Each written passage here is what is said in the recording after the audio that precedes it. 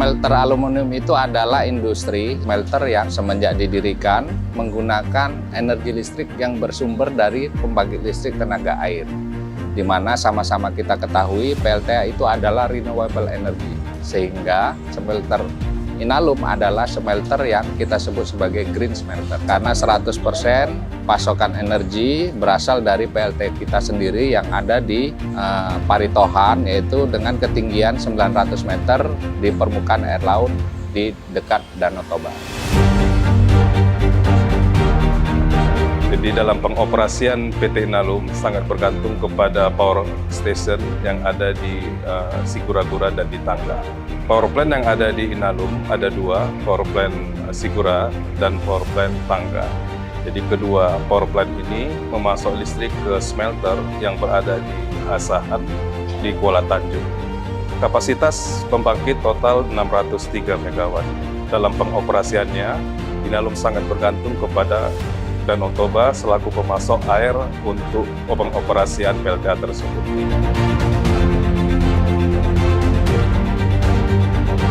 Inalum sudah memberikan kontribusi kepada bangsa dan negara dalam bentuk supply aluminium domestik.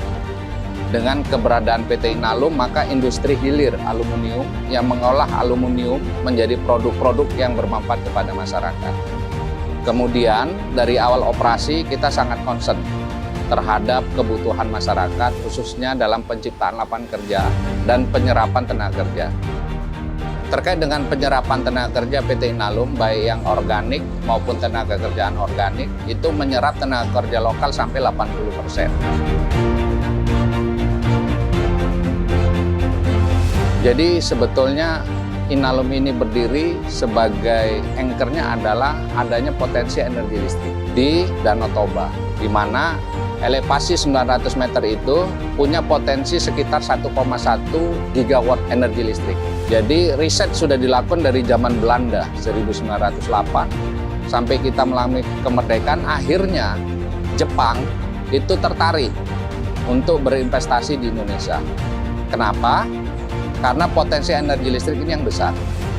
Kebetulan pada awal tahun 80-an terjadi krisis energi di global, sehingga pihak Jepang mencari sumber-sumber energi yang bisa mereka gunakan untuk pengembangan industri Jepang.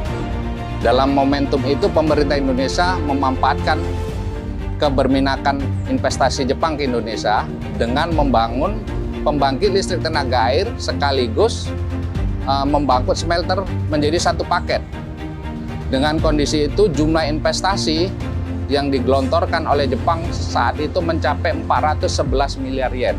Perlu dicatat bahwasanya investasi sebesar itu adalah investasi terbesar yang pernah dilakukan oleh pihak Jepang di negara tercinta Republik Indonesia.